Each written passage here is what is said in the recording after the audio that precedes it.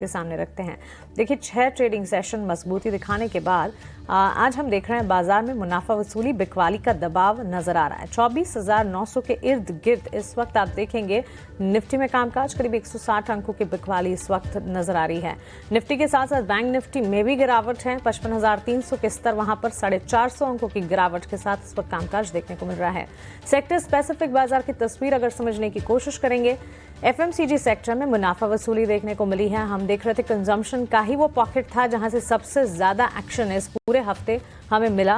News flow था government की तरफ से जीएसटी रेट रैशनलाइजेशन की जो खबर थी उसने कंजम्पशन और डिस्क्रिशनरी साथ ही वाइट गुड स्पेस इन तमाम स्पेसेस को काफी हद तक सपोर्ट किया। लेकिन आज के सत्र में वहां मुनाफा वसूली आईटीसी और नेस्ले जैसे स्टॉक्स जहां पर 1.5% की कमजोरी है। और इसके अलावा मेटल और इंफ्रा शेयरों पर भी दबाव नजर आ रहा है। फार्मा में खरीदारी है। हम देख रहे हैं एकमात्र सेक्टर जो कि इस वक्त बाजार में कमजोर बाजार में परफॉर्म करने का काम कर रहा है वो है फार्मा स्पेस।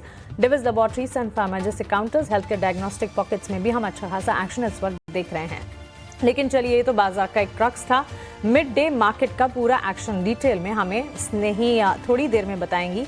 उनसे बातचीत करेंगे और उनसे समझेंगे कि आखिर इंडिसेस वाइज सेक्टर स्पेसिफिक तो बाजार को समझने की कोशिश कर रहे हैं, लेकिन उसके साथ साथ स्टॉक स्पेसिफिक कहां पर सबसे ज्यादा बजिंग मोमेंटम दिख रहा है और कौन से ऐसे लगात जाएं, क्योंकि बाजार काफी लैकलस्टर आज के सत्र में देखने को मिल रहा है। लेकिन इस बीच हमारे साथ हमारे मार्केट एक्सपर्ट जुड़ गए हैं, अजीत मिश्रा। आइए उनका स्वागत करते हैं और उनसे समझते हैं कि मार्केट पर strategy on a Friday afternoon वो क्या बनाकर चल रहे हैं। अजीत गुड आफ्टरनून, स्वागत है आपका ईटी नाउ स्वदेश पर। अच्छी खासी मजबूती थी पिछले 6 ट्रेडिंग सेशन से।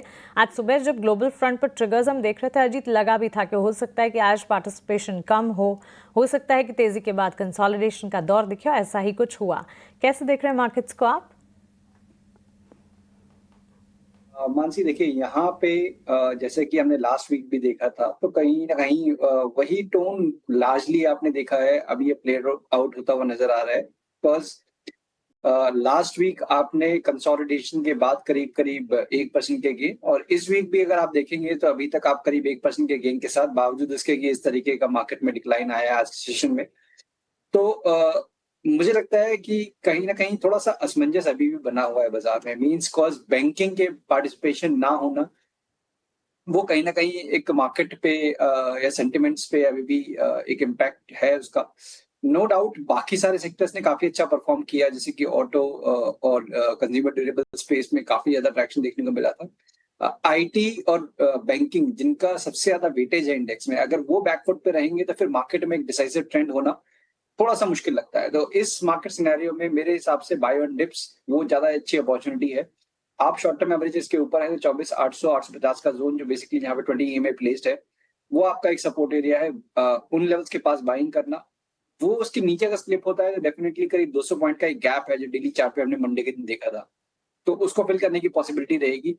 तो इन सबको देखते हुए थोड़ा सा स्टॉक स्पेसिफिक रहिए। और जैसे कि रोटेशनल माइंड दिख रही है क्रॉस सेक्टर, अभी तक पार में थोड़ा सा साइडलाइंस पे थे तो वहां पे आपको ट्रैक्शन दिख रहा है। और कुछ एक counters from the auto space जहां पे की स्ट्रेंथ पहले भी बनी हुई थी, वहां पे अब कैचअप मूव है, जैसे कि मारुति साइडलाइंस पे था। उसके अलावा कहीं ना कहीं थोड़े बहुत स्टॉक्स जैसे कि रिलायंस अभी तक स्ट्रेंथ बनाए हुए हैं। तो आपको कुछ स्टॉक स्पेसिफिक रहने की जरूरत है। इंडेक्स आपको इस तरीके के वॉलेटाइल स्विंग्स दिखाता रहेगा आने वाले टाइम में भी। कॉशन प्रैक्टिस कीजिए, ये राय हमें इस वक्त अजीत मिश्रा की तरफ से मिलती हुई। अजीत, आप हमारे साथ बने रहें और आपसे और बातचीत और आपके ट्रेडिंग आइडियाज भी जानेंगे। लेकिन इस बीच अब स्नेही हमारे साथ जुड़ गई हैं, आइए उनसे समझते हैं मिड डे का market action. Snehi, good afternoon. Good afternoon Mansi. आइए देखते हैं कि मार्केट कैसे पैन आउट हो रहा है आज के ट्रेडिंग सेशन में। पहले निफ्टी 50 का चार्ट देखेंगे और डेज हाई से हम काफ़ी नीचे आ चुके हैं। लगभग 0.7% का कट हम देख रहे हैं निफ्टी 50 पर, और काफ़ी लाल रंग दिख रहा है हमें मार्केट में। सेंसेक्स, निफ्टी बैंक सब जगह पर हमें बिकवाली दिख रही है। इनफैक्ट ऑटो स्टॉक्स में भी हमें काफ़ी बिकवाली दिख रही है। बट एक ऐसे सेक्टर के बारे में बात करते हैं जो आज सबसे अच्छा कर रहा है इवन ऐसे मार्केट में, और वो है निफ्टी फार्मा, कुछ स्टॉक्स देखते हैं, Ipca lab, Divi's lab, Aurobindo pharma, ये सारे स्टॉक्स आज के ट्रेडिंग सेशन में काफ़ी अच्छा कर रहे हैं और निफ्टी फार्मा 0.3% अपटिक के साथ ग्रीन में है और ये कुछ स्टॉक्स है। इनफैक्ट इप्का लैब्स तो 4% ऊपर है, काफ़ी अच्छा मूव हमें दिख रहा है इप्का लैब्स में भी। दूसरी तरफ बात करते हैं उस क्षेत्र के बारे में जो बिल्कुल भी अच्छा नहीं कर रहा है और वो है FMCG का क्षेत्र। कुछ चुनिंदा स्टॉक्स नेस्ले, कोलगेट, ब्रिटानिया, ये सब स्टॉक्स लाल रंग में है और काफ़ी बड़ा कट 1 से 1.5% के बीच का कट हम इन सब स्टॉक्स पर देख सकते हैं। वॉल्यूम बसेस के बारे में बात करते हैं। ABFRL, Aditya Birla fashion retail limited, काफ़ी बड़ा मूव यहाँ पर आता हुआ, लगभग 7% का अपटिक आज हम देख रहे हैं। लेमन ट्री होटल्स दूसरे दिन के कंसेक्यूटिव ग्रीन में है, लगभग 1.5% का अपटिक यहाँ पर। स्वान एनर्जी डिफेंस स्टॉक काफ़ी अच्छा मूव आ रहा है, लगभग 4.5% का।